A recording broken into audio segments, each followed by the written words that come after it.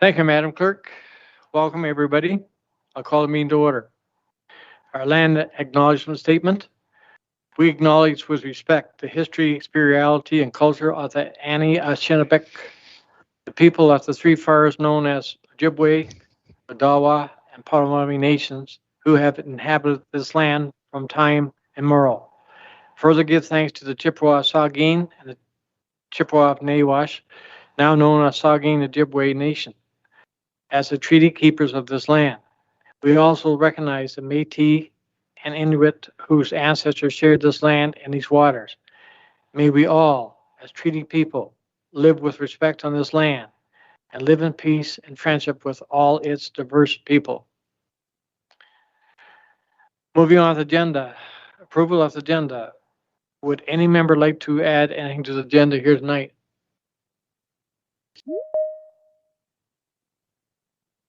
Madam Clerk, go ahead. Thank you, Mr. Mayor. Through your chair, we would respectfully request that the agenda order of business be amended to consider zoning bylaw amendment applications at 1121 public hearing prior to that of the plan of subdivision 42T 2020-05 Balmy Beach Road. Thank you, Madam Clerk. Seeing no other add-ons to our agenda, I have a recommendation here that the agenda order of business be amended to consider public hearing zoning bylaw amendment application Z1121 Walker Quarry agenda. Item 7.2 prior to 7.1 plan of subdivision number 42T 2020-05 Balmy Beach Road, and that the agenda be approved as amended. Someone to move it, to put it on the floor, please. Moved by Councillor Coburn, second by Councillor Barfoot. Is there any discussion on the motion before us? Seeing none, a show of hands, all in favor? The motion is carried. Declaration of pecuniary interest, you can clear anytime you see fit during the meeting. Minutes of the previous minutes. The recommendation is that the minutes of the council meeting held on October 6, 2021 be adopted. Someone to move to put it on the floor, please. Moved by Deputy Mayor Carlton, second by Councillor Pringle. Is there any discussion on the motion before us? Seeing none, a show of hands, all in favor? The motion is carried. We have no announcements here tonight. Public hearings. That the regular council meeting be recessed to hold a public meeting for consideration of the following applications. 1. Joint public meeting with the County of Grey for a lot plan of subdivision 345-355 Balmy Beach Road and zoning bylaw amendment Z1121 for property located at 660341 Ontario Incorporated, care of Harold Southern Construction Limited. Someone to move to put the motion on the floor, please. Moved by Councillor Barfoot, second by Councillor Pringle. Any discussion on the motion before us? Seeing none, show of hands, all in favor? The motion is carried.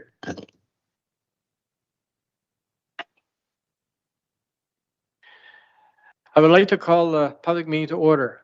This meeting has called for the purpose of considering an application for zoning bylaw amendment application Z1121 660341 Ontario Incorporated, care of Harold Southern Construction Limited, A. Walker Company, for property located at 319660 Gray Road 1.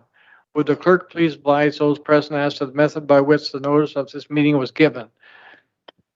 Madam Clerk. Thank you, Mr. Mayor. Notice of this public meeting was given by ordinary mail to all property owners within 120 meters, 400 feet of the subject property, by email to all of the prescribed bodies on September 22nd, 2021, posted at the subject property and posted on the Township of Georgian Bluffs website.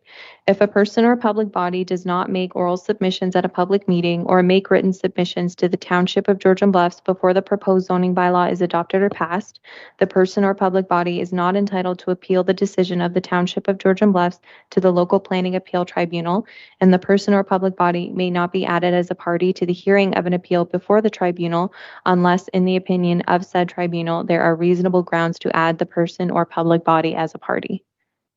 Thank you, Madam Clerk. Would the planner please explain the purpose and effect of the proposed application and whether any correspondence has been received to date? Madam Planner, Thank Jen? you. Thank Jen? you. Good evening, everyone. Go ahead. Okay, so the purpose of the application is to rezone a portion of the lands to rural special, and that will permit the existing dwelling and shop to be converted for uses related to the quarry operation. The dwelling would be converted for office use, and the shop would be used for equipment repair related to the quarry. So portions of the property are zoned extractive industrial, and they would also be rezoned to conform to the county official plan designations of agriculture and rural.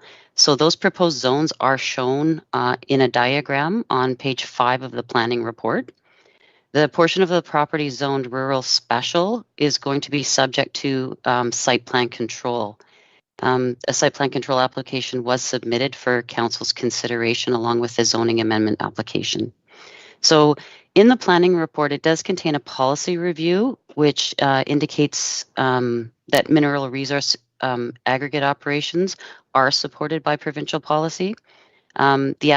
The policy review does show that the application meets provincial policies 2.1 for natural heritage features, 2.2 for water, and 3.1 policy 3.1 for natural heritage features.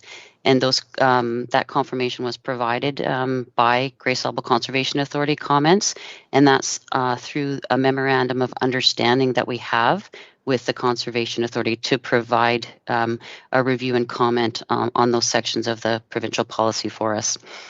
The report also identifies that through the site plan control process, the county has requested a road widening along Grey Road 1. So the width of the road widening to be deeded to the county is still under review. And once that measurement has been confirmed, the site plan agreement and amending zoning bylaw can be presented to council for consideration.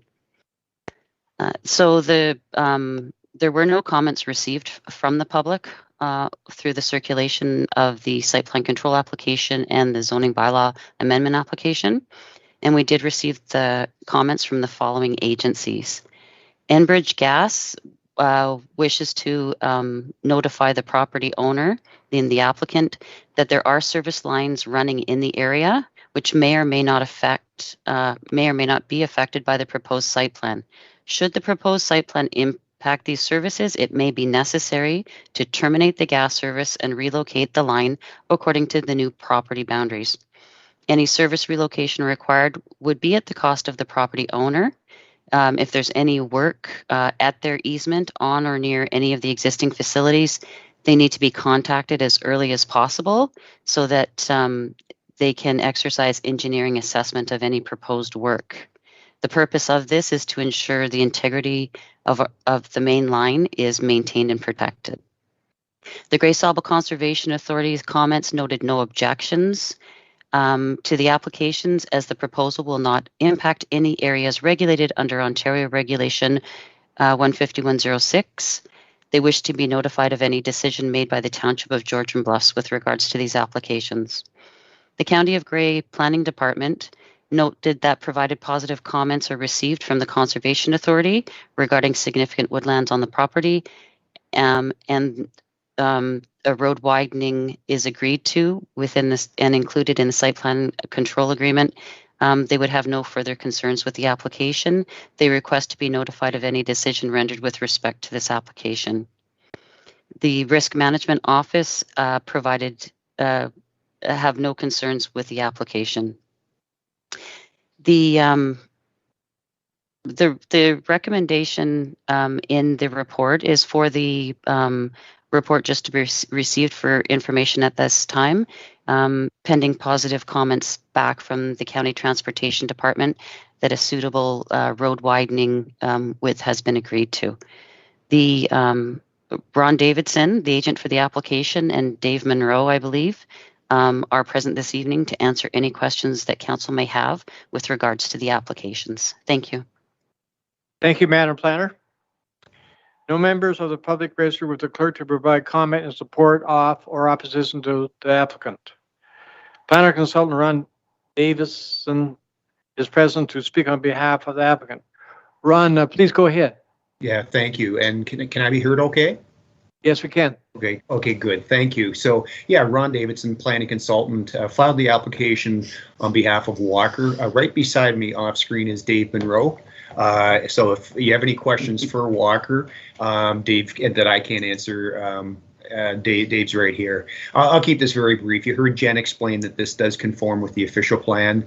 From a logistics perspective, it makes a whole lot of sense for Walker to be able to fix any of the machinery that breaks down on site, to fix it on site.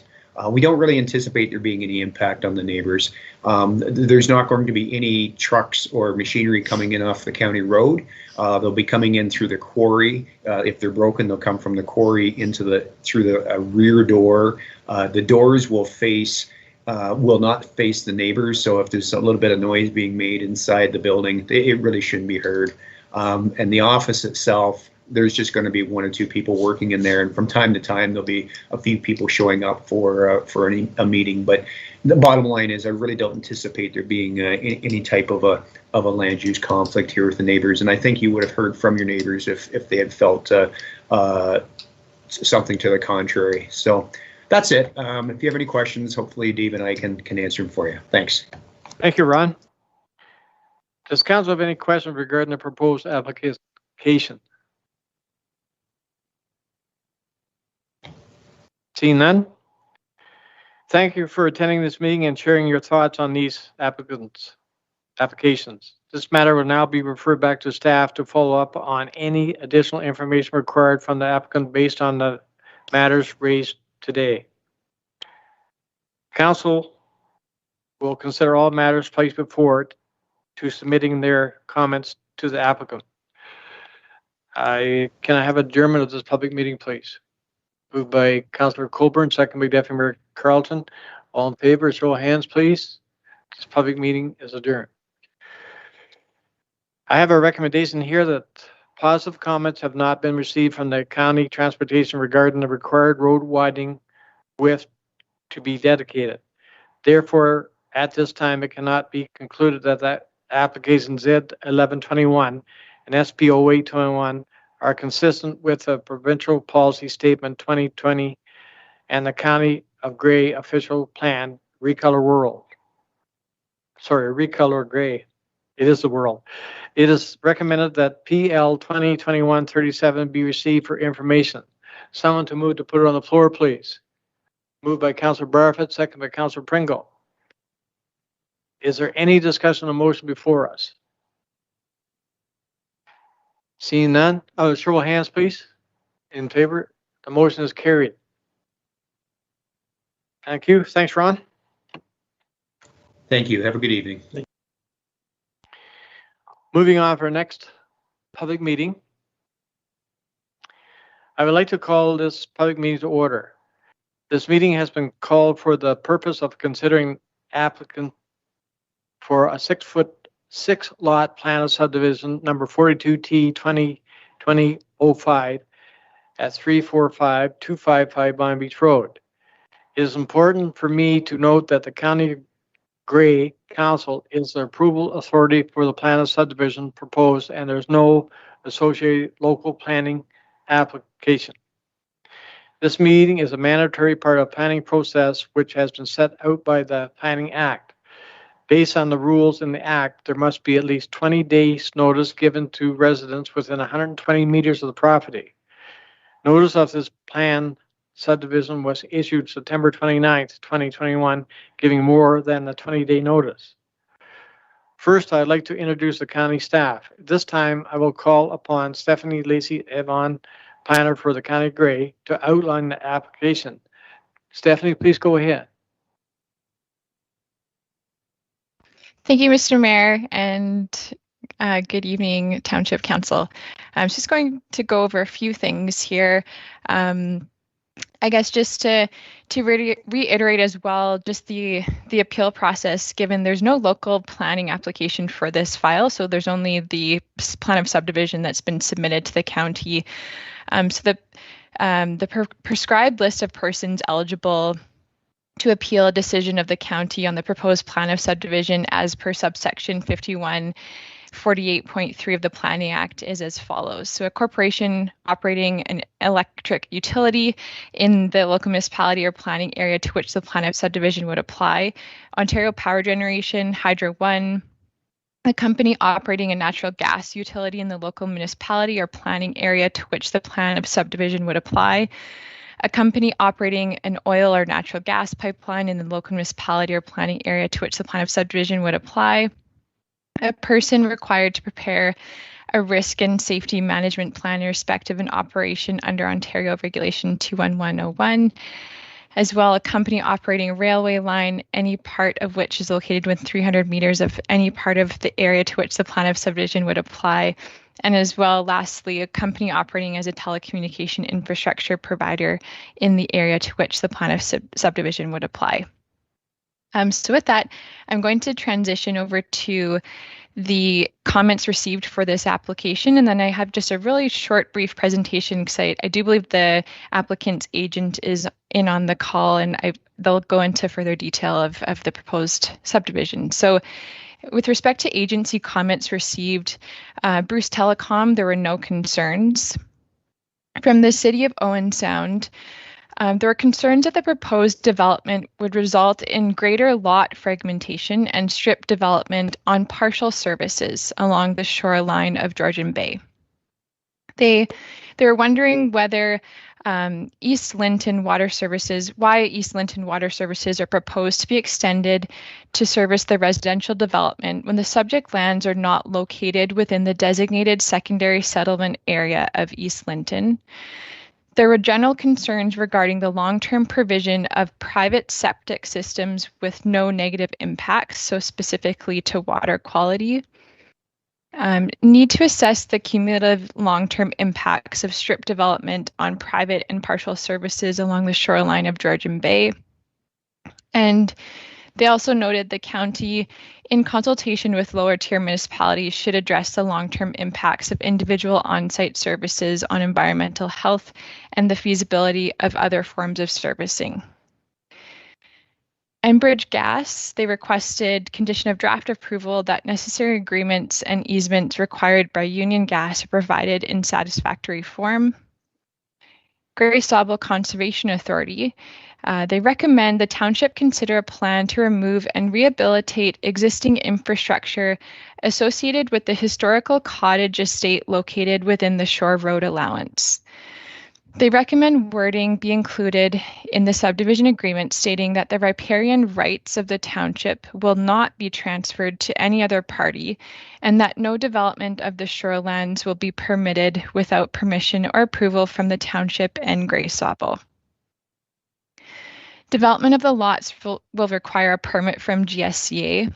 Development envelopes are fully outside of the shoreline hazard.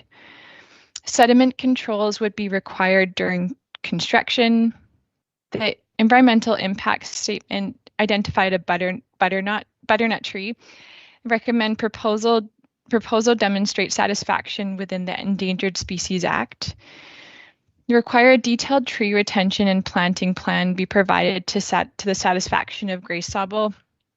As well, lot grading and drainage plans be required to each property. Historic Saugeen Métis, there were no concerns. And lastly, Hydro One, there were no concerns. So moving on to comments received from members of the public. So we have Miss Nancy Gowell.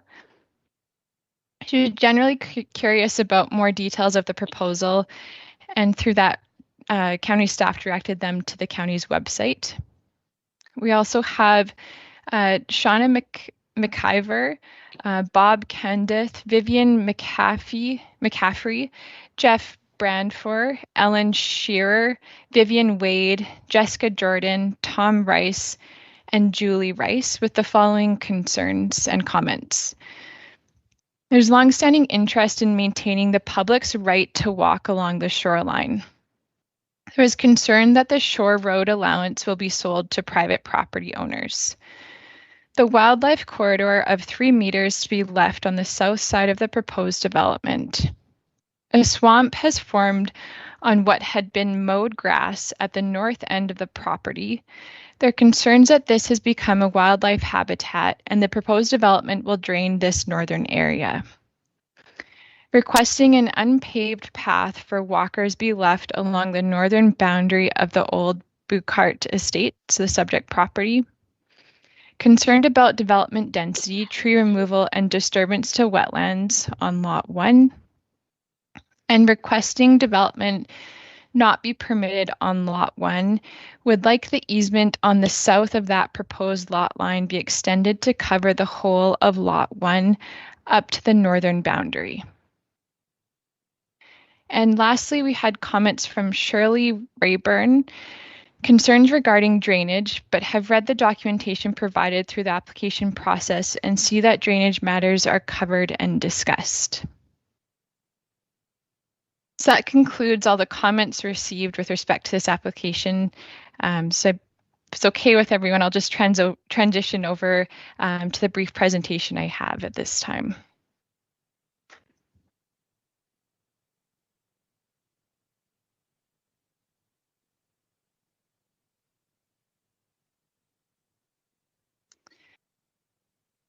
So as we are all aware, this is a proposed subdivision located at 345, 355 Balmy Beach Road in Georgian Bluffs. Here's an image of the subject lands. They're also situated down here. Just didn't capture that entirely through the image here that I've collected on our GIS map.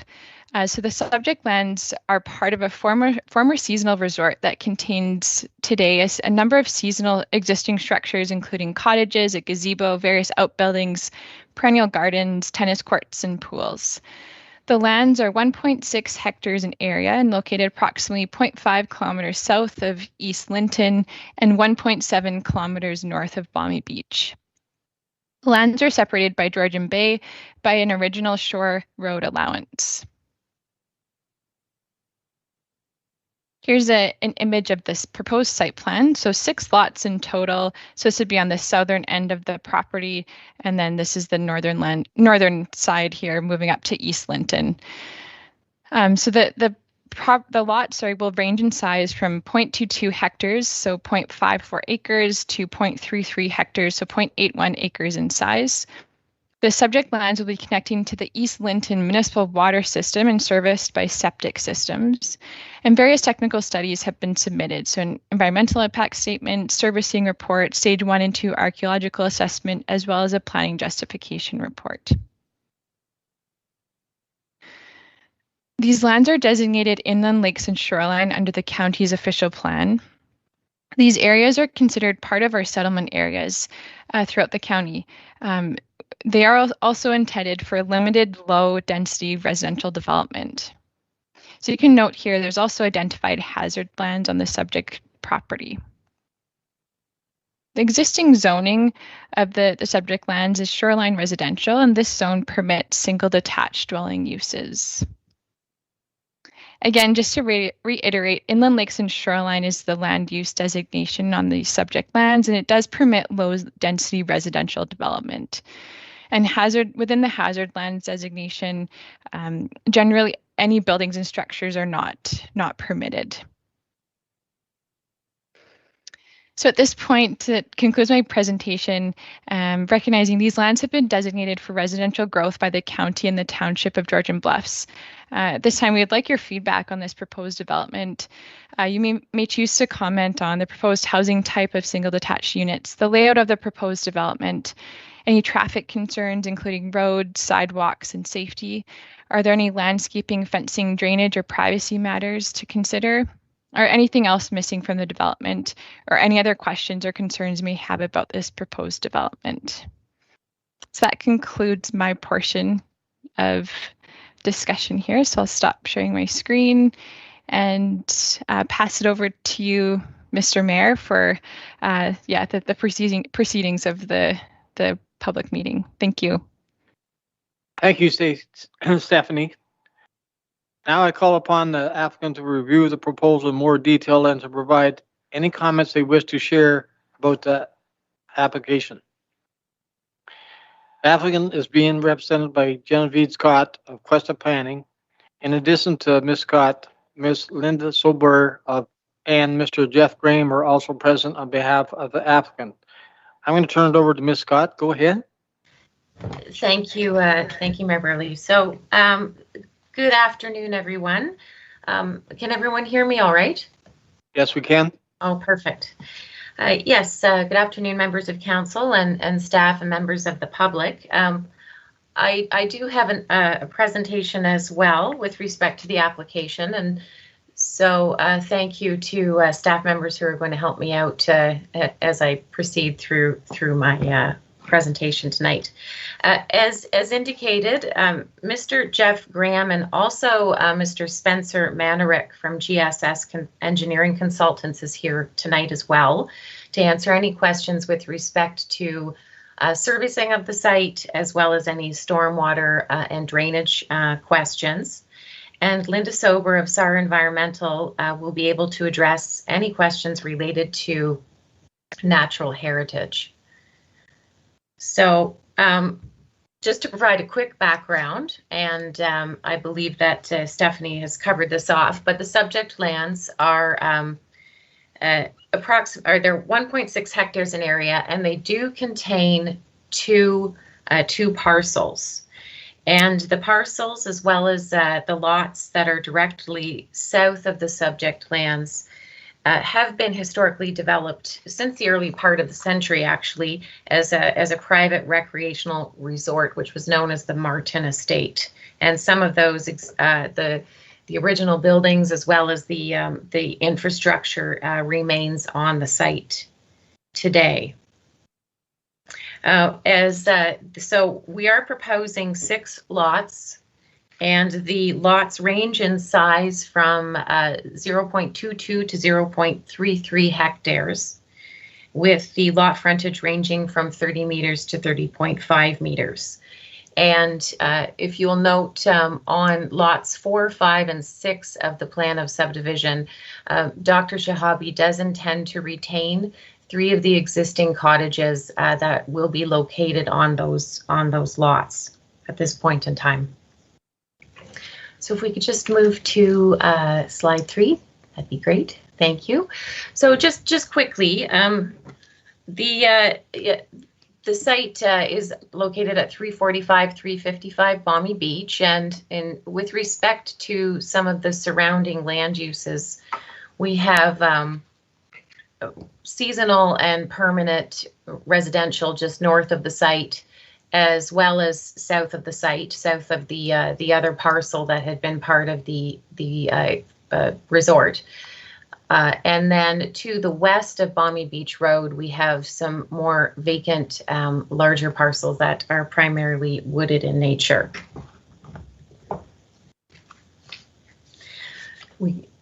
Thank you. Yes, and as indicated by Stephanie, the County of Grey has designated this property as a settlement area. It's within its inland lake and shoreline designation, and the zoning is a shoreline residential. So the required approvals for the application is just a draft plan of subdivision, as the lots that we are proposing can meet all of the requirements for the shoreline residential zoning.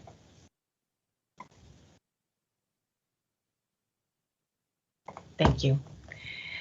With respect to the complete application requirements, there were a number of reports and plans that were provided as a complete submission.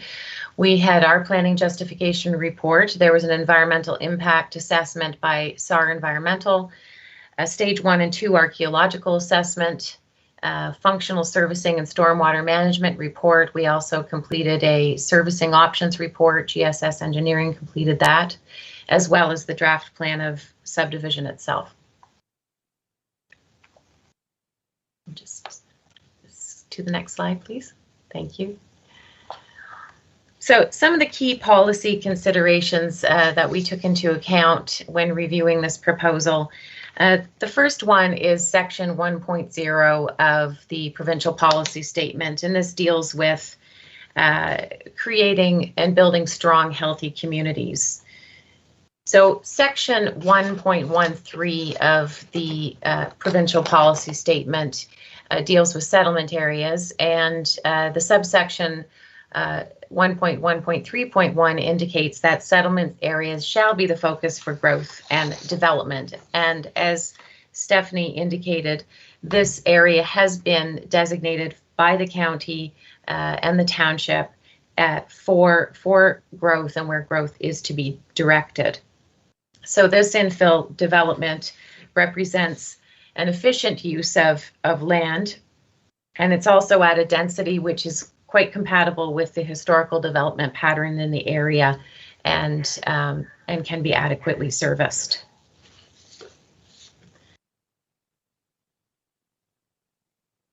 So GSS was retained to complete a servicing options report and a functional servicing report for the site. And as part of the pre-submission consultation process, staff of the township as well as the Grey Sauble Conservation Authority were consulted by GSS in order to determine the scope and confirm study and design requirements for the site. So the key findings from the report indicate that partial services are the preferred form of servicing here, as there is no public sewer available currently. And the proposal will use the existing East Linton water service for the new lots. Individual septic systems will be used, and there was a flow estimate of 2,000 liters, which is reflective of a 4-bedroom dwelling, which was considered in the calculation, and we were able to confirm there is adequate space on the proposed lots for septic systems and in accordance with any Ontario Building Code requirements. As well, all of the required structures and infrastructure, including septic mantles, can be accommodated on all of the proposed lots outside of the 100-year flood elevation and the 15-meter associated buffer.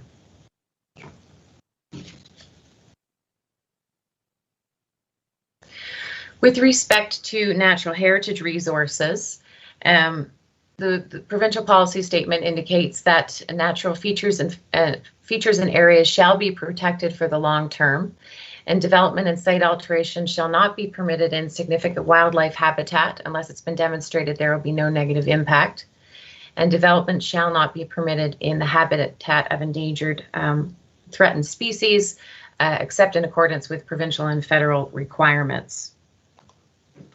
So SAR Environmental was retained to complete the environmental impact assessment, and SAR staff did circulate terms of reference to the county as well as the Conservation Authority, which were approved prior to conducting the field work in the spring and summer of 2019. And if we could just switch to the next slide, thank you. So the key findings and recommendations from the environmental impact assessment are the following.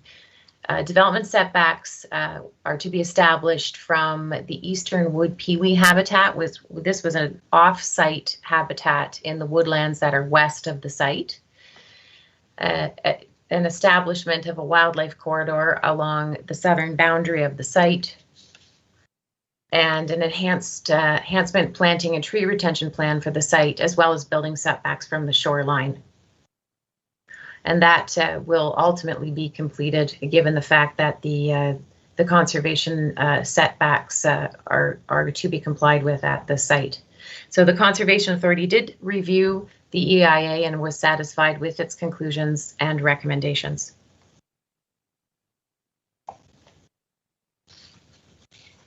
The next item that was to be considered as part of the complete application requirements was cultural heritage and archaeological resources.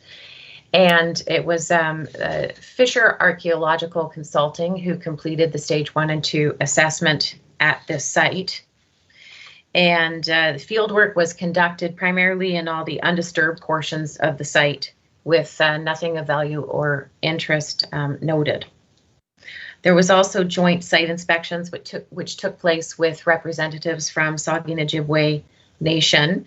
And following completion of the field work and a draft report, that report was circulated to SON prior to finalizing and submitting to the province, and neither the province or Saugeen Ojibwe Nation have any concerns. They have both accepted the findings of the archaeological assessment.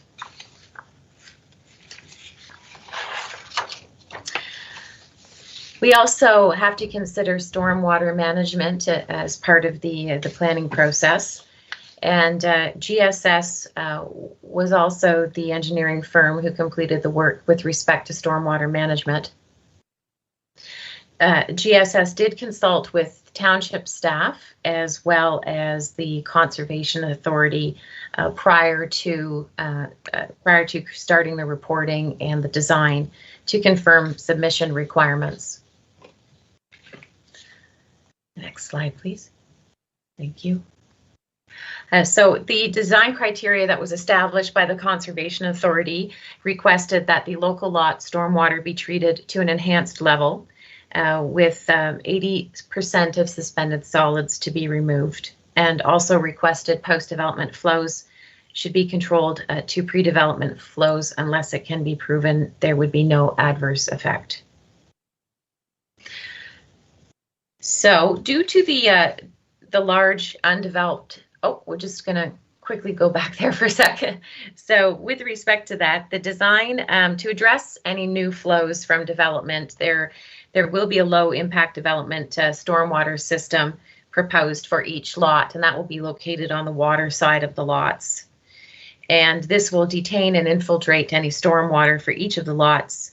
And the system is going to have an infiltration trench and an adjacent small grassed berm, to which stormwater is directed, and that will direct it into the trench, which will assist the retention of the water, will assist in providing the solids removal that is required. There's also a 6-meter wide drainage easement between lots 1 and 2 proposed, which will provide the municipality discharge location for stormwater from Balmy Beach Road. And the Conservation Authority did provide comments and they're generally satisfied with the findings of the report. So it's my opinion that the proposed draft plan does have regard for Section 2 and 51 of the Act, as well as the provincial policy statement, and conforms with the policy of the county plan as well as the township plan. Thank you very much, and our team would be happy to answer any questions at this time. Genevieve, before we move these, Sure. Could you put it, Madam Clerk, could you please put up the map showing the lot creation, please? I should have cut in earlier, but there. This, just want to make it very clear so everyone knows. I've had the question asked me several times. The lots indicated on your map does not include the Shore Road allowance. That's correct. It's just that people are thinking that it does include the Shore Road allowance. It does not. That's the point I wanted to make. That's correct. And you agree? Absolutely, yes. Okay. All right. Thank you. Just good. Okay. I guess I'll carry on the script and then I'll get to the council questions. Just hold on for a minute, Council Coburn. Can your question wait for a minute? Okay. Anyway, thank you, Genevieve. Is there anyone present who would like to make an oral or written submission on the proposed application? They may do so after giving your name and the address to the clerk. I will first hear from the applicant if there's anything that they wish to add to the applicant, and then from those in support of the applicant, and then those opposed. No member of the public registered in support of the application.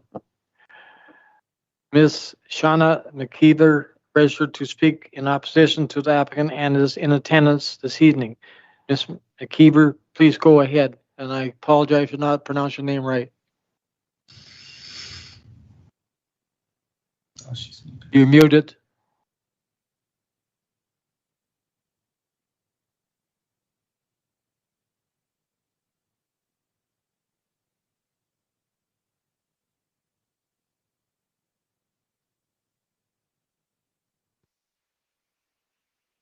Okay.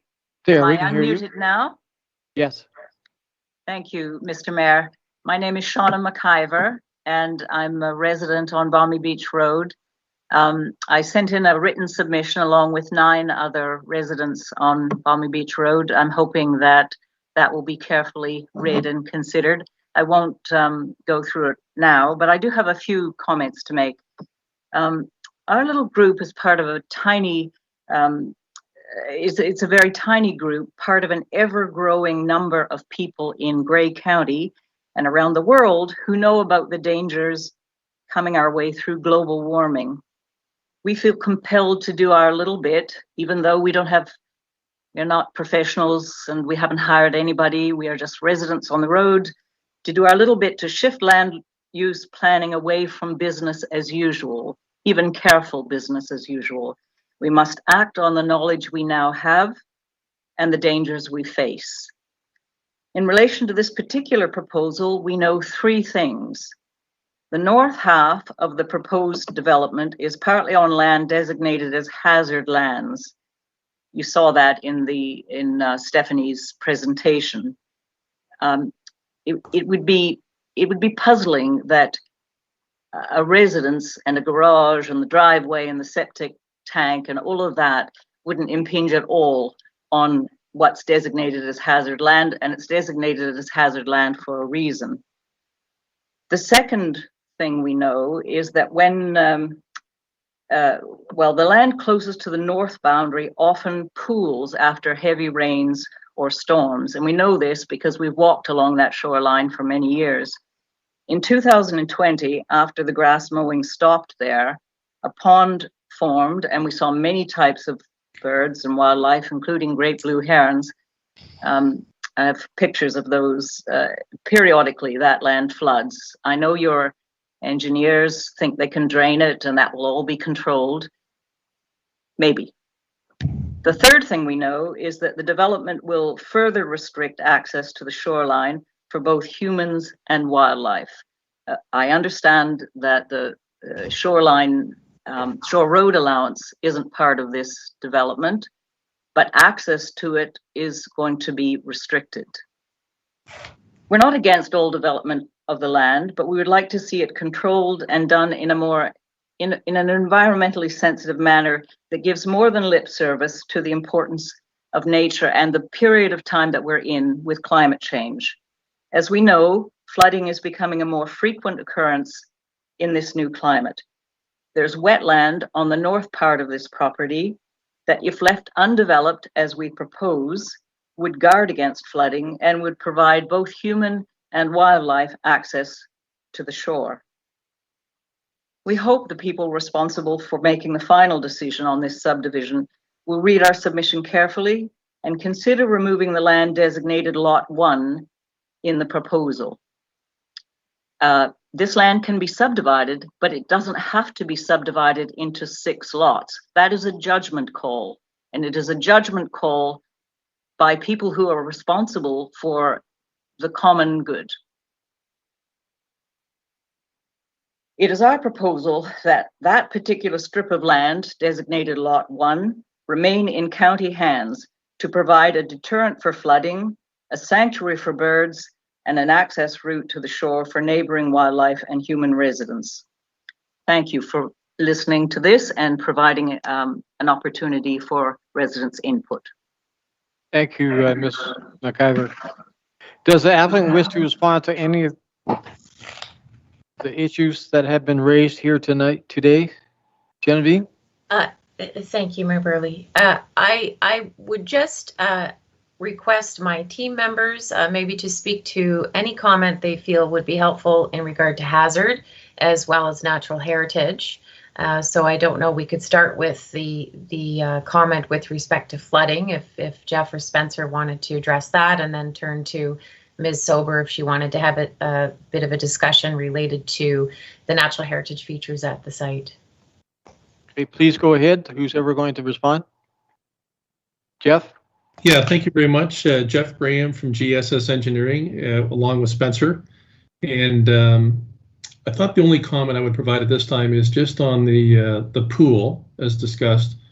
That's within the 15-meter setback, I believe, entirely. And at this point, we have no proposal with that lot to drain it or alter that land. I just want to make that clear. So the development proposed for lot 1 is upslope from that pool area. There was a mention made of low impact development. It's kind of a new thing in our neck of the woods. It has certainly more use or experience with it in the GTA area, but the intent of low impact development is to try and infiltrate as much stormwater on site as possible. And we provided a design that attempts to do that, we think, responsibly in terms of how much room it would take up on site. And I should note, though, we don't guarantee infiltration of all the water, but small but frequent rain events should infiltrate on property. And that goes a small step toward perhaps addressing, climate change issues with more frequent high intensity rains. And as noted, we do have an easement from the township road, Balmy Beach Road, between lot 1 and 2, which provides a new drainage pathway, if ever needed, for the township to drain, I'm going to say, their water or upslope water to Georgian Bay. At this point, though, if you look carefully at Balmy Beach Road between lot 1 and lot 2, there does not appear to be any historic drainage from lands west of Balmy Beach Road that cross through that part of the Shahabi property. So it's really a precautionary drainage easement for future use. And Spencer, I don't know if you have any more comments that I might have missed. I don't believe so, no. Okay. Thanks, Jeff. Genevieve, do you want Linda to respond to anything? Sure, if she wanted to provide a comment with respect to the natural heritage features. Linda, if you're on the line. Yes. Thank you.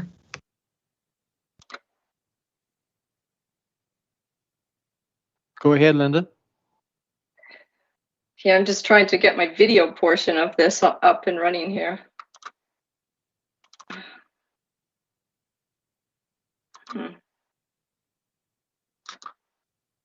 So, there.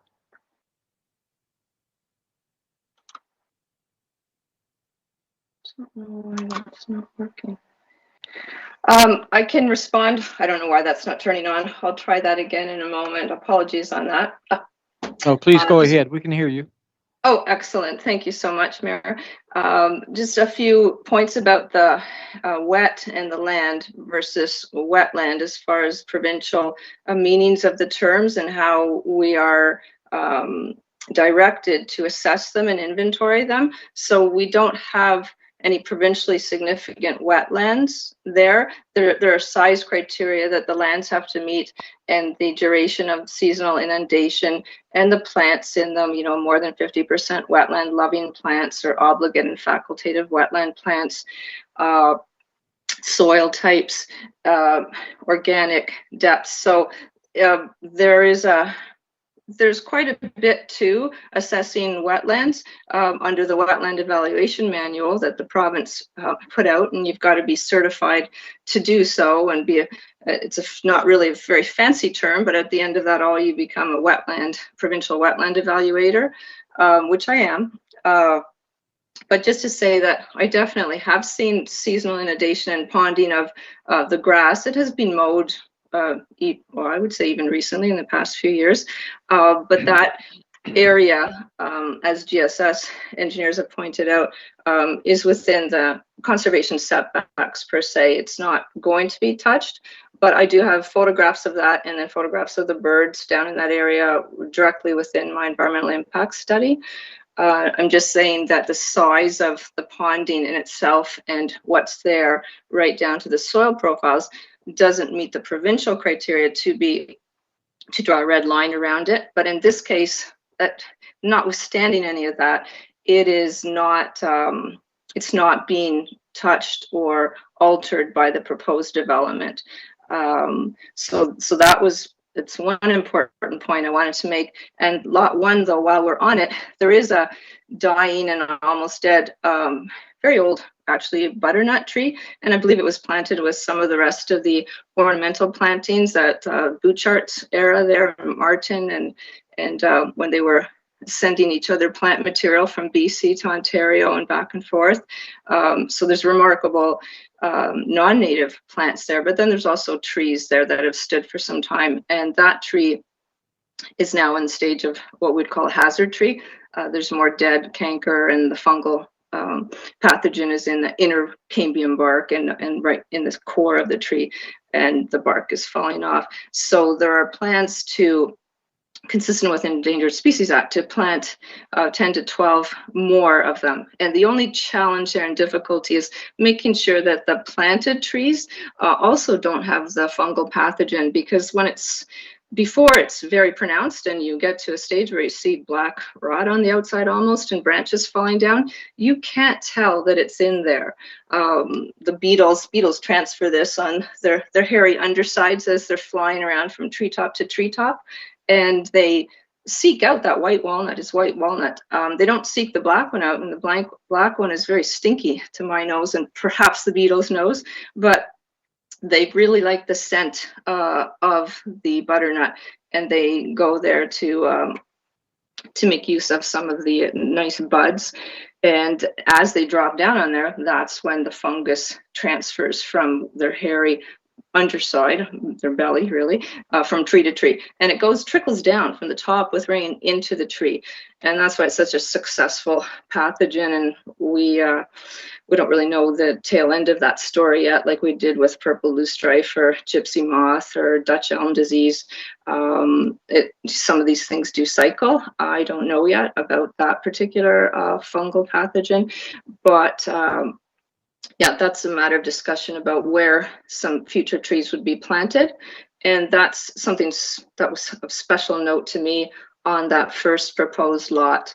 But I just wanted to say that as far as the lip service comment, we're professionals and we do our due diligence, and I live just down the road, so you can pop in anytime, Shauna, because even down to where the coyotes are and the denning up on the tablelands, I know where the land's getting pinched and why, and where the springs and seepage zones are. And half of the time for the surrounding land, that's because of where my dog drags me, and so I try to stay out of any potential trespass issues, but be happy to talk to you further about what my views or findings about the land and the surrounding areas. So thank you very much, Mayor. Thank you, Linda, for your fantastic comment. What a profession. Just totally amazing. It's sorry. Genevieve, do you have any other comments from your team, you or your team? I don't at this time. Thank you very much. We'd be happy if there are any questions that we can answer. Okay, I'll move on my agenda. Does council wish to submit any comments? I believe Councilor Coburn, you had your hand up a few minutes ago. Go ahead. Thank you, Mr. Mayor. I have to say I share many of the concerns expressed by Ms. McGeever. I was most interested in hearing the response regarding proper drainage of stormwater, which we know is problematic in many, many areas of our municipality. So that's of particular concern. I'm not an expert in wetlands or anything environmental, but when I hear that we don't need to worry that a section of wetland isn't big enough to meet the provincial criteria in order for that to be significant, that concerns me a little bit. I don't know how arbitrary those criteria set out by the province are. I also wonder about the cumulative effect of impacting those wetlands throughout our municipality might be in terms of climate change and severe weather events.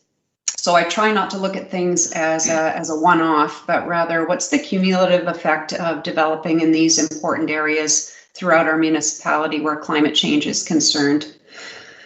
That's my comment regarding that, Mr. Mayor. I'd like to ask 2 questions. One is the size of these proposed lots and the frontage consistent or in keeping with that of others in the immediate vicinity? And the second is related, are the proposed housing types also in keeping with those in the immediate vicinity? Thank you. Either Genevieve or Stephanie, who is going to answer this? Genevieve? I'm happy to answer. Yeah, certainly. With respect to the lot area, yes, the pattern, it will be in keeping with the historical pattern that you see in the area in terms of frontage and lot area. Actually, if you look at the shoreline residential zoning, the minimum lot area is 1,500 square meters, and I believe the smallest lot that we have as part of this proposal is 2,300 square meters. So it's a decent sized lot, certainly. With respect to the housing, at this point in time, we're not sure exactly what will be built out on lots 1, 2, and 3. Right now, Dr. Shahabi is retaining the cottages that do exist there now. One of them will be his own cottage, I believe. So he's been upgrading some of those historical structures on the site, and so those are intended to be retained for the time being. Thank you, Genevieve. Councillor Coburn, that answer your question? Okay. Council, have any other questions? Councillor Barfa, go ahead. Thank you, Mr. Mayor. No, I don't have a question. I just want to make sure everybody understood that there is going not to be any development on the shore road allowance. Am I correct? Because there was reference to the shore road allowance before. So let's be very, very clear. And when you look at the maps, it's pointed out very clearly on the maps. Yes, it's in the area, but it's not for planned development. Thank you. Thank you, Councillor Barfa. That's why I asked the question about to get our professionals to confirm that the lots do not include the shore road allowance. So I think it was answered very well. I would like to add, before I move on, I'd like to ask our Director of Operations a question just right off the top of my head. Steve, they indicate on their site plan that there's provisions made for a drainage easement from our road to the bay. That would probably be just an open drainage ditch if needed? Through you, Mr. Mayor, to committee or the public meeting here, I'd actually like to defer that to Jeff Graham there, as he is the one who designed, as part of the designing of this parcel, and he can explain to you what he's talking about with that easement and drainage and all that stuff there. Okay. You're off the hook. Go ahead, Jeff. You muted, Jeff? Sorry, no way to come off that. Sorry, Spencer and I are tag teaming this computer and I'm losing. Yeah, so we've got a 3-meter easement there in favor of the township for future drainage. However, we've not designed a cross section for that easement at this point. Though it's been a while. I'm just going to check that, Steve.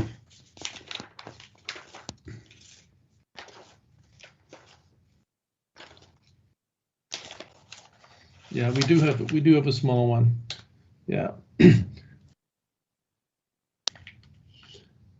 So we basically show a 6-foot wide, very gentle V-shaped open swale there with river stone along the bottom. But we should stress we haven't done any formal stormwater estimates of flow. As I mentioned before, there's no track record now of even big rain events generating flows that come across the road at that point from the west. There is a small culvert going from west to east around that location, It's largely plugged with sediment. The last time I looked, there doesn't appear to be any discharge from west to east across. But the former CAO, Rick Winters, said we really want an easement in that area in case we need it in the future. Thanks, Jeff. And that makes perfect sense. The reason why I asked the question was that we do have some areas where the adjoining property owners wanted to have, say, culverts put in and the ditch filled in these particular areas. And it just causes enough of headaches later.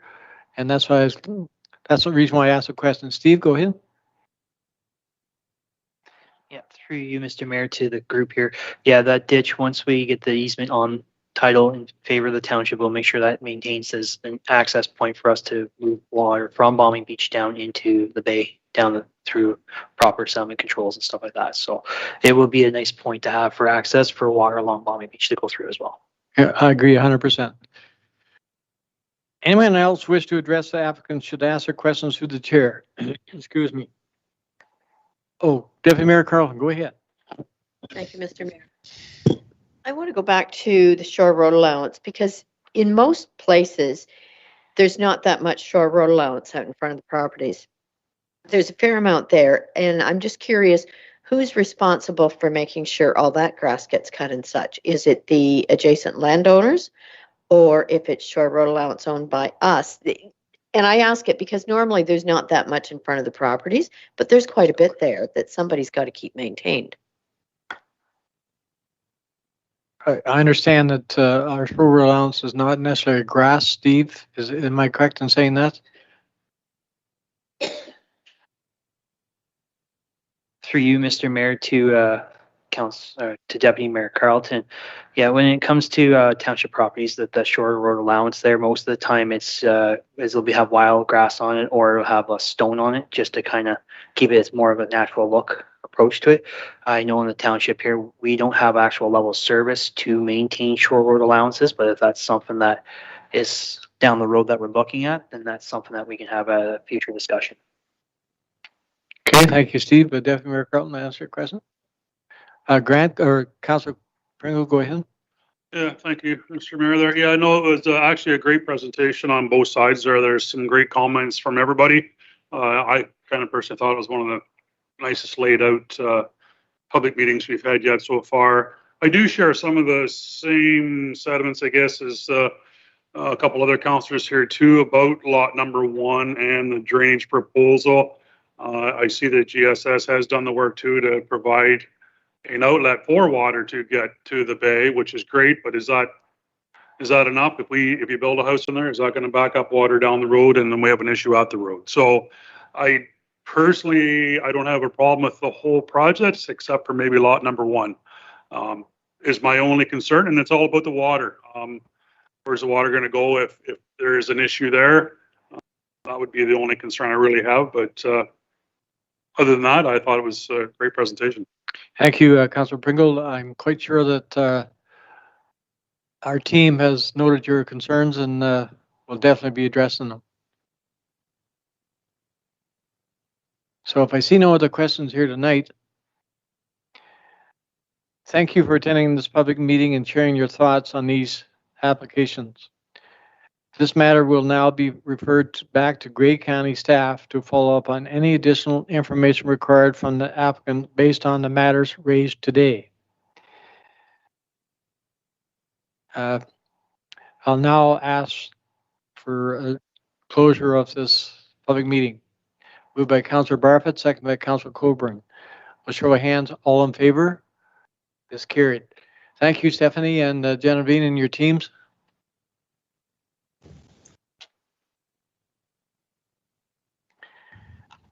So moving on for agenda.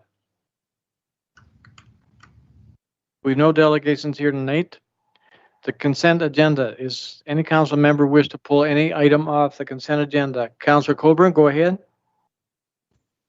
Thank you, Mr. Mayor. I just briefly would like to address item 9.2.4, Council Remuneration Committee meetings, or minutes rather. Thank you. Okay, so noted.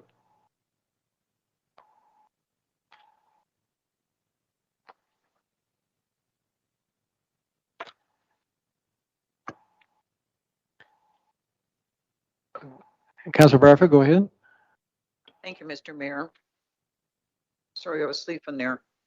I would like some discussion about 9.2.1, Police Services Board meeting. Thank you. Seeing no other items, the Council of Towns of Georgian Bluffs adopt the consent agenda less. Oh, sorry, Councilor Coburn, go ahead. No, thank you, Mr. Mayor. My apologies. I did also want to pull the Inter-Township Fire Department Board meetings for discussion as well. And my apologies for not mentioning that earlier. What is that item number? That is 9.2.2. Okay, thank you. Is there any other items council want to pull? Seeing none? The Council of Towns of Georgian Bluffs adopt the consent agenda less 9.2.4, 9.2.2, and 9.2.1. Circulated. A motion to put it on the floor, please. Moved by Councilor Pringle, second by Deputy Mayor Carlton. The show of hands, all in favor? The motion is carried. So I'm going to go to, in no particular order, Councilor Coburn, I'm going to start with you first. The first item, 9.2.4. Go ahead, please. Oh, okay. Thank you, Mr. Mayor. So that's regarding the minutes from the Council Remuneration Committee meeting. I just simply wanted to thank the folks who let their names stand to be on that committee and put that work and effort into, and probably still are in that work.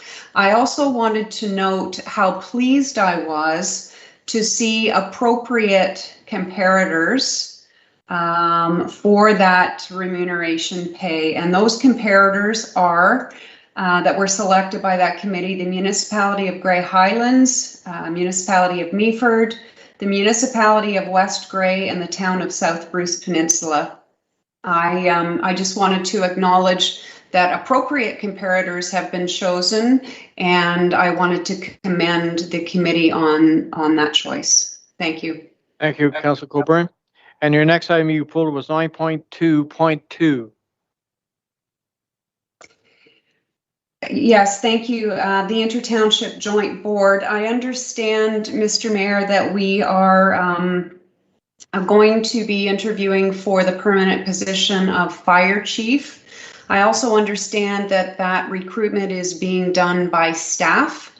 I just wondered, given the structure of the reporting structure for that position, reporting directly to the board and not at this time, at least, to the CAO or ACAO. I just wondered if you could explain to us why we didn't have representation from council on that recruitment committee. That struck me as odd, and I just wondered if you could explain that. Thank you. Thank you, Councilor Coburn. The RFP for this recruitment of a new fire chief has not been sent out yet. It's being worked on, I believe.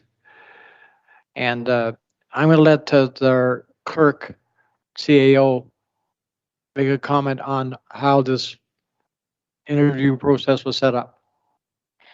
Thank you, Mr. Mayor. And just briefly, and I may call upon our Director of Finance as she has been involved in this process thus far.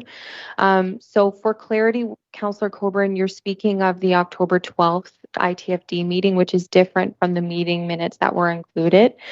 So just for clarity for the public. So you are correct. At the October 12th meeting of the ITFD, there was a discussion regarding recruitment of a full-time fire chief, thereby fulfilling the roles that have been in acting status for essentially 3 to 4 years. It is my understanding that the board deemed this process to be basically operational and therefore could be delegated to staff, as the recruitment of this position is an operational matter. Of course, the recruitment process and updates will be provided to the board throughout the process. However, at this time, the committee stands as the Director of Finance from the Township of Georgian Bluffs, the HR manager from the Township of Georgian Bluffs, and the clerk of the municipality of Meaford. The justification for including the clerk from the municipality of Meaford was to ensure that both parties had representation on this committee, and the clerk is the director of the fire portfolio with the municipality of Meaford. Thank you, Madam Acting CAO. The amount of calls I've been getting on this particular item, we do need to probably revisit this interview committee and how it's set up. And at this time, I really can't say any more comment on it, Councilor Coburn, but I really think we need to revisit how that's set up. Whether it include board members and so on, I don't know that. Again, I wanted the acting CEO to say that it is an operating issue, and it is, but we as a council or as a board must have a bit more say.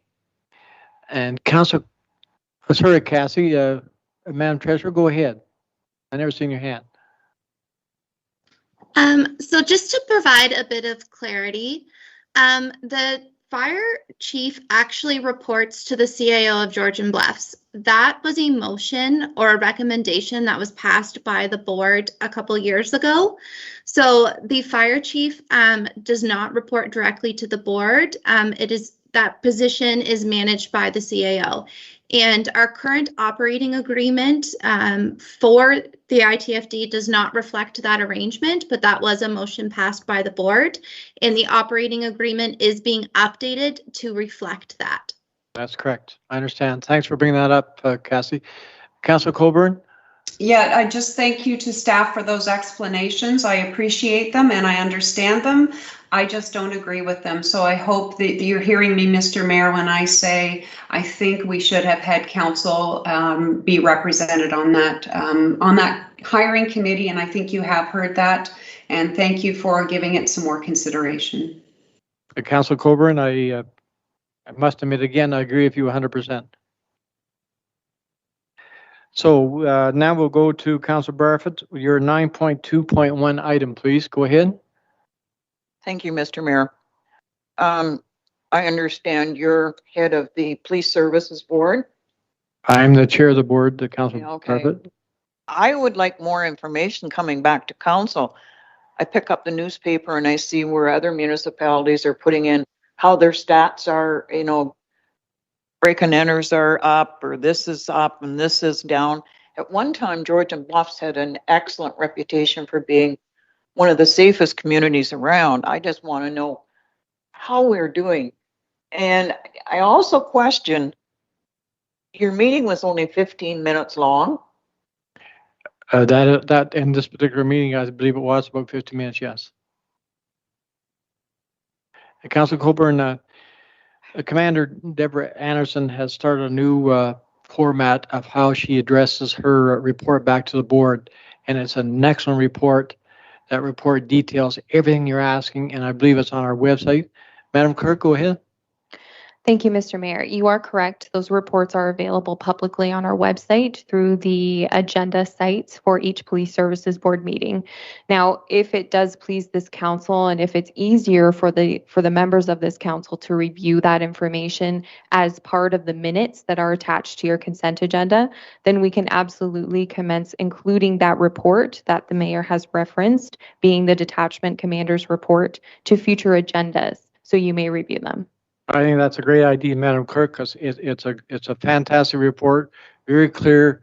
We can see every detail that's going on in our municipality and what's happening, and it's just a great detail. And Councilor Barfoot, it'll answer every one of your questions.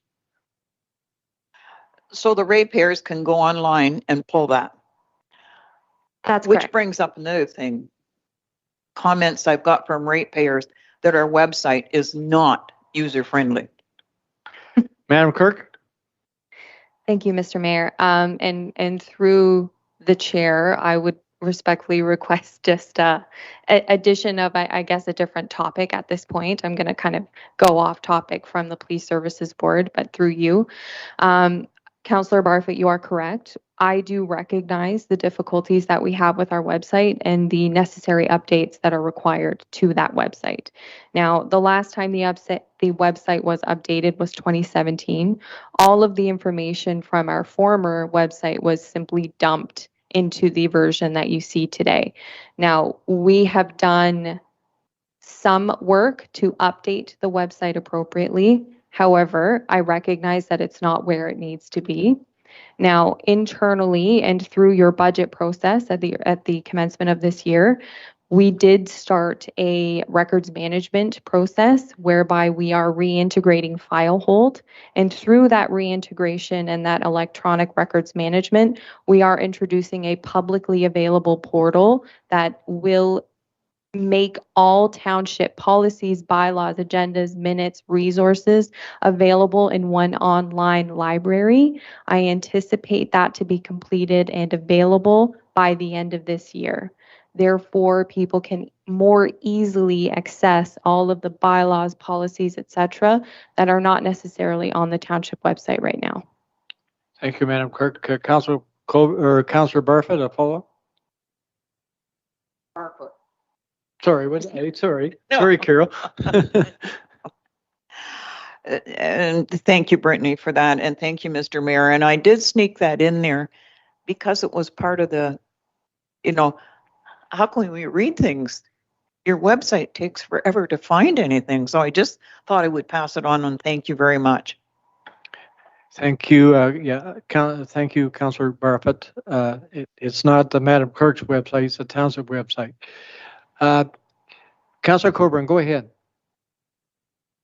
Thank you, Mr. Mayor. And just further to Councillor Barfoot's comments, I think it's great that we say things are posted and folks can go and read reports. I worry, though, I do worry about accessibility and readability, and I don't think it hurts for us to come back from these meetings and give a bit of a summary or an update or some highlights. I know other councils do it and their council members seem to appreciate it. To say that our ratepayers should go in and read all the minutes and view all the videos, I think is pretty, it's expecting a lot.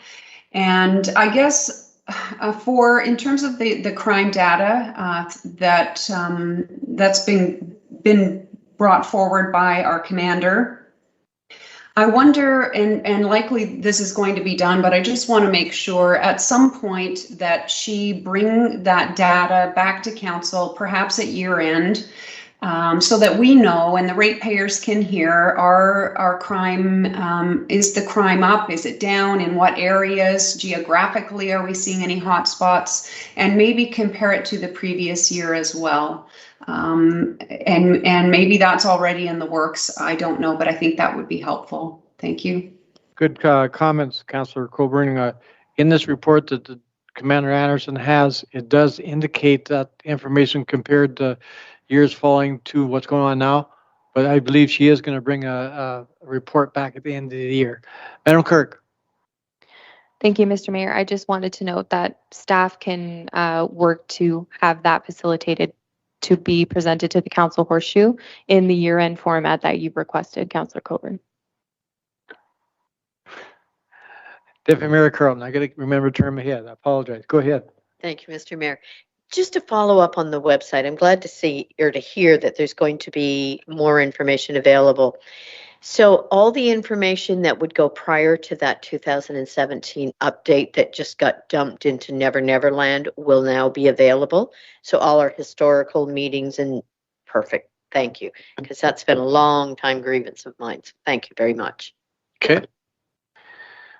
Okay, I believe we've covered all the items on the consent agenda, so I'm going to move on to our agenda. We have no correspondence. Committee reports. I have a recommendation here that the minutes of the Committee of the Whole meeting held on October 13th, 2021 be adopted, including recommendations COW 2021-100 to COW 2021-104. Someone to move, put on the floor, please. Moved by Deputy Mayor Carlson, second by Councillor Coburn. Is there any discussion on the motion before us? Seeing none, a show of hands, all in favor? The motion is carried. We're now down to staff reports. First one's planning. The recommendation is that this report be received by council with the following recommendations. That the Township of Georgian Bluffs is satisfied that all matters under section 51 and 51.1 of the Planning Act have been addressed to their satisfaction, and that the development of the lands is addressed through the existing master development agreement, master subdivision agreement, the site plan agreements, and the Ontario Building Code, and that the township supports an exemption from 51 of the Planning Act for the development of legally described as Part 75, 16M15, 16R11409, Part 3, 4, and 11, commonly known as a hollow at Cobble Beach, and further to this resolution be forwarded to the County of Grey and the applicant. Someone to move to put it on the floor, please. Moved by Councillor Pringle, second by Councillor Barfoot. Madam Senior Planner, go ahead, please. Jen, are you there? Yes.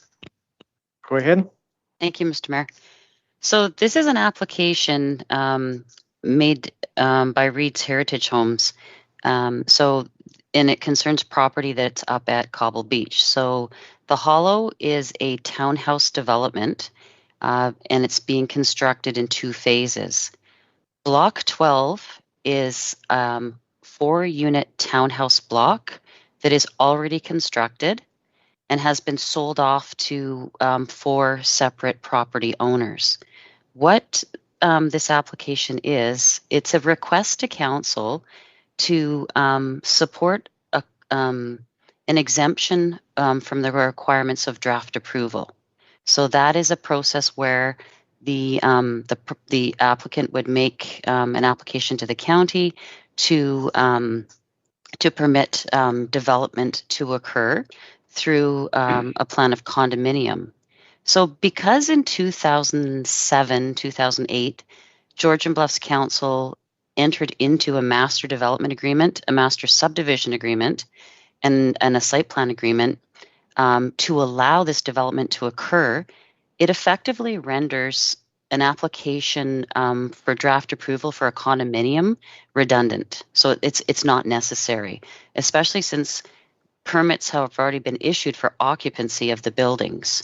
So because the phase development occurs at Cobble Beach and permissions were already granted for the townhouses to be built, the applicants are asking council to support a resolution and send that to the county saying that there really isn't any need for a draft plan approval on this, because the matters under section 51, which address draft plan approval, as well as 51.1, which is parkland dedication, they've already been addressed through those previous agreements.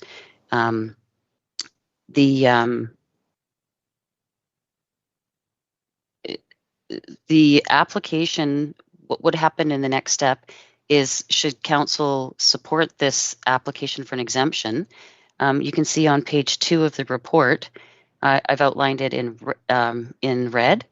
Block 12 would be the 4 townhouse units. That would be added to the existing a condominium corporation that is that includes block 13, 14, 13 and 14, and as well as the land adjacent to block 12 would be included, as well as that portion of Ironwood Way that is in front of block 12 would be added as well. So what this means is, the end result is that block 14, 13, and 12, as well as Ironwood Way, that segment, of Ironwood Way that is in phase 2 of that development would be added to the condominium corporation for phase 2 of the Hollow. So it's basically allowing them to register them, and they are no longer they are actually just registered. There's no longer draft approved blocks. So I'd be happy to answer any questions that that council may have on this. Thank you, Madam Planner. Is there any question from council?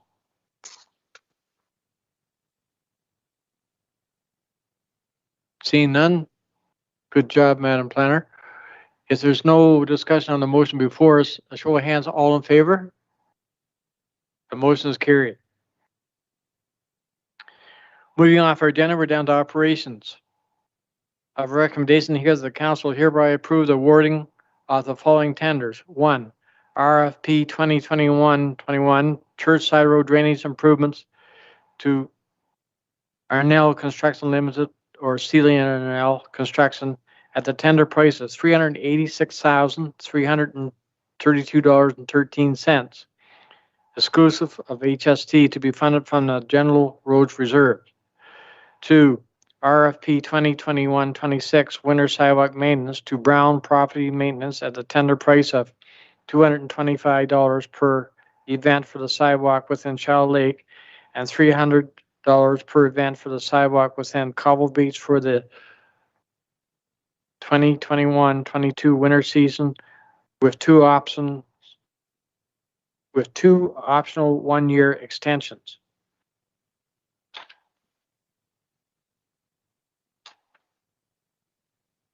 Three, RFP 2021-27 Centennial Park entrance reconstruction to Arnell Construction Limited or Sealy Arnell Construction at a tender price of $49,142.20, exclusive HST. Someone to move to put on the floor, please.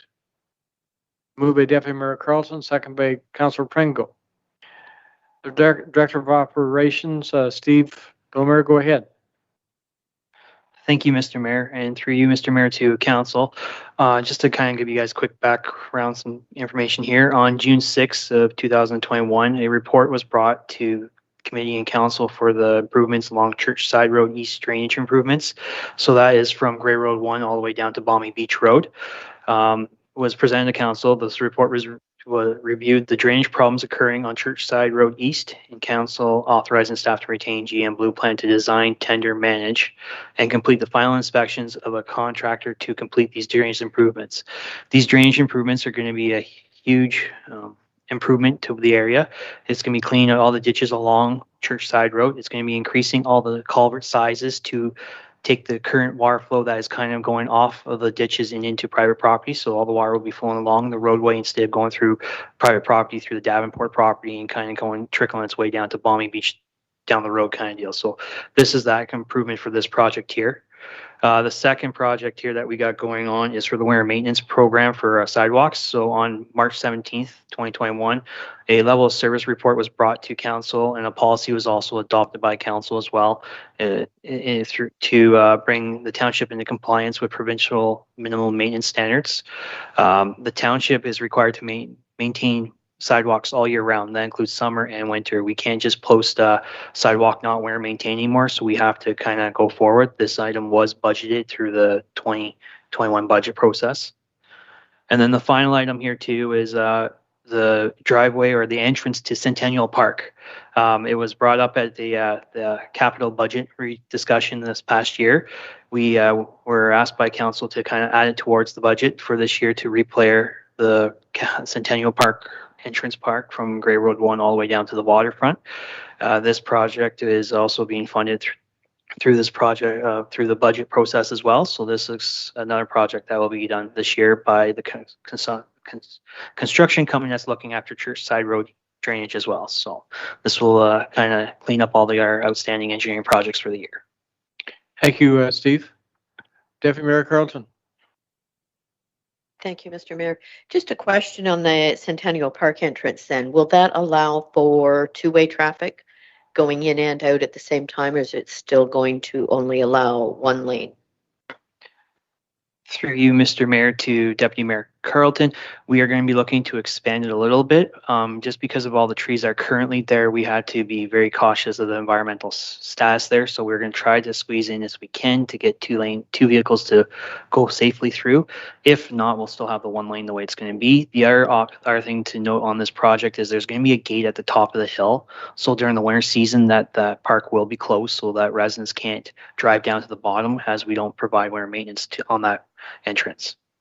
Thank you, Steve. Before I go to Councillor Barfoot, on that same topic, Centennial Park, I have a real boner about driving along Grey Road 1, the way the county has issued entrance permits for all driveways on the water side. No plateau. They come up and they're sitting on a real angle to see sight lines of the county road. We, as a municipality, I assume, are going to set the example and put a plateau so when you come up out of the park, you have a very flat area where the vehicle can sit and look both ways before we, so they can pull out safe. Through you, Mr. Mayor, to Mr. Mayor. Yes, we are going to be looking at redesigning that front portion of that. This is part of this project, so they will be a little bit more safer coming onto Grey Road 1 so that people aren't just sticking out in the air like we normally do. I would hope that we'd set an example. Councillor Barfoot, I believe. Thank you, Mr. Mayor. Stephen, you mentioned sidewalks in Shallow Lake. Refresh my memory. I don't think there's a sidewalk going up to the arena, is there? I know on one side of the highway, there's that cube van, which I've been complaining about for 2 months. Is it gone? It's gone. I know there's no sidewalk there, but is there a sidewalk that goes to the arena? Through you, Mr. Mayor, to Councillor. On Main Street. Through Mr. Mayor to Councillor Barfoot. At this time, there is no sidewalk that goes up to the arena. It is a reverse shoulder. So it does have the capacity for us to kind of plow it and keep it maintained to get up, create a walkway up to the arena for residents. And I had brought you a concern from members of the Shallow Lake Village Improvement Committee and other residents and parents about the traffic on the highway, how dangerous it is, even for the elderly people that can't cross the road because the volume of traffic. There's no deterrent to slow down there. And they were wondering about something like that. Through you, Mr. Mayor, to Councillor Barfoot, I can go back to reach out to my contacts at MTO to discuss more looking at the urbanization of the Shallow Lake area. That's something that we could discuss. We usually do chat with MTO on a regular basis, so it's something that we could bring forward to them. And for the rest of council, the complaint I got was not only just during the summer. I happened to get it in the summer. And Sue, you're up there a lot at the church. The traffic there is dangerous, especially coming in because you've got 170, which a lot of heavy trucks come out of there, and it's right on a curve. So there should be some type of a traffic calming thing. I don't care if there's speed bumps or whatever they are. We've got to do something for the people and the children up there.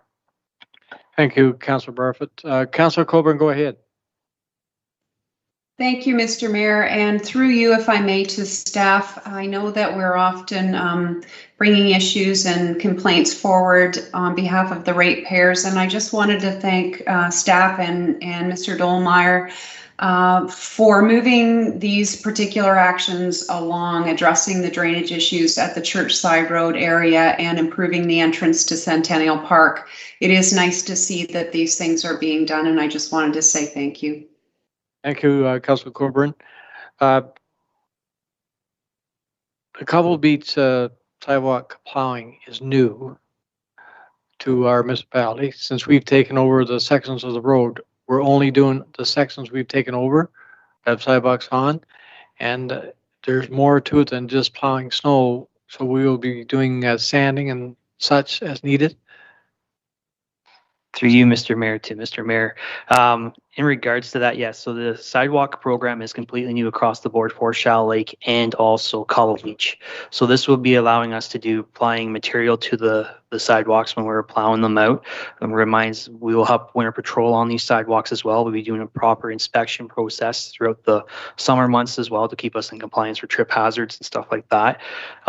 This program also will kind of get us a little bit more into it takes on the same characteristics of the roads for like the timing and allow the amount of snow within that area. So these are going to be your call out rates that'll be done. So this is per day. This is what you get called out to plow. This is what we're going to be paying. So it works out really nicely considering that we have over 10 kilometers of sidewalk in the municipality from various angles. Thank you, Steve. I see no other questions from council. I'm going to ask another question.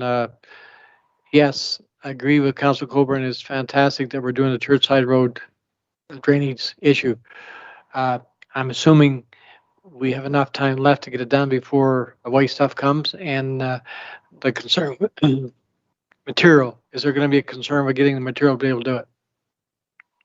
So through you, Mr. Mayor, to council here, we do have a site meeting with the contractors on Friday just to confirm up the timing and all that. But we are planning to have this project wrapped up within the next 4 weeks. So materials are on its way to come here as well. So we'll have box culverts on its way coming up to the area.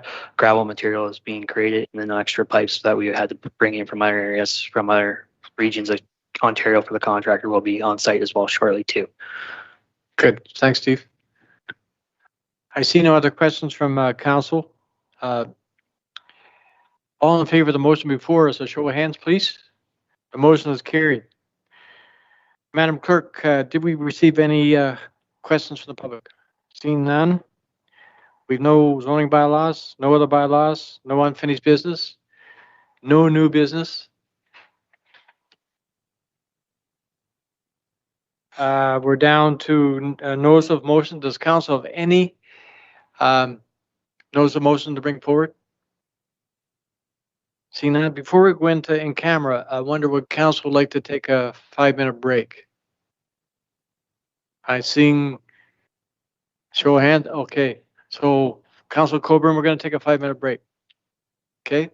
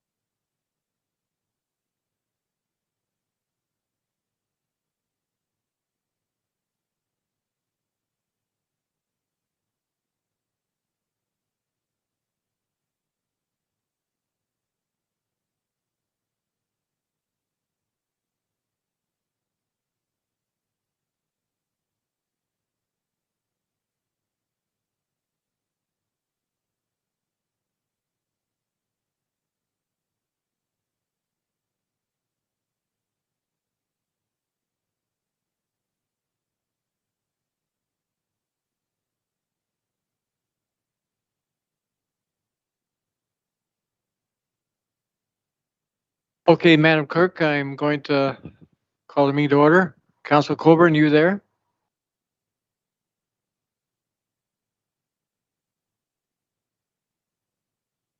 Okay, so we can proceed. Thank you, Madam Clerk. We're now going to go into closed session. The Council of the Township of Georgian Bluffs moved into closed session at 7. Sorry, can't tell time. 6:41 p.m. with the interim CEO, clerk, director of finance, and director of operations remaining in the room to discuss 1, litigation or potential litigation, including matters before administration tribunals affecting the municipality or local board. Someone to move to put on the floor, please. Moved by Councilor Coburn, second by Councilor Pringle. Show of hands, all in favor of the motion? All in favor of the motion? The motion is carried. We are now in closed session. I call the meeting to order. Oh, sorry, we're still live.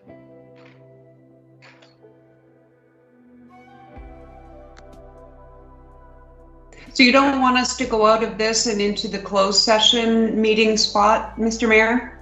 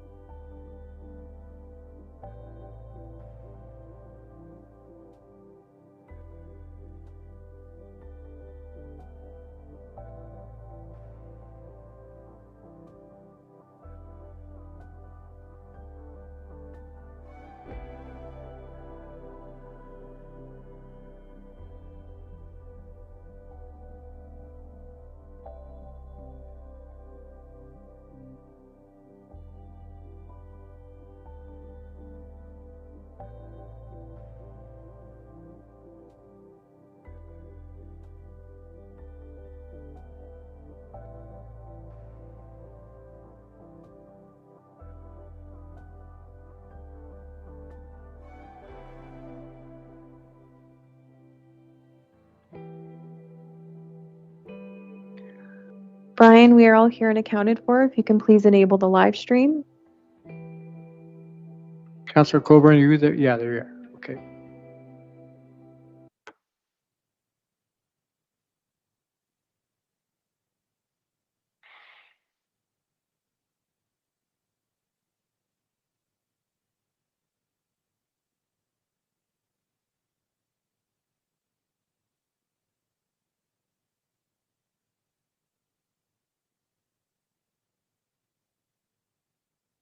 Thank you, Madam Clerk.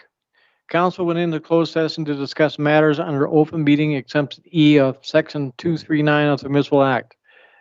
As a result of closed session discussions, the following actions were taken. Direction was provided to staff. Our current confirming bylaw, bylaw number 2021-71 being a bylaw to confirm the proceedings of council on October 20th, 2021 be read a first, second, third time, finally passed, signed by the mayor and clerk, sealed to seal the corporation, and endorsed in the bylaw book. Someone to move to put it on the floor, please. Moved by Councillor Coburn, second by Deputy Mayor Carlton. Is there any discussion of the motion before us? See none, all in favor of the motion? The motion is carried. Our next meeting will be tomorrow for our CEO recruitment session, starting, I believe, Madam Clerk, 5:30. And council, be prepared. It will be a lengthy meeting, just so you're aware of that. And Madam Clerk, do we ever talk about if it's going to be quite long that we bring a snack in or something for council? No?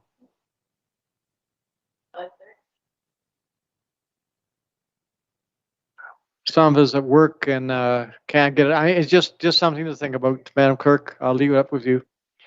And Councillor Coburn, we'll send you a hot dog at home.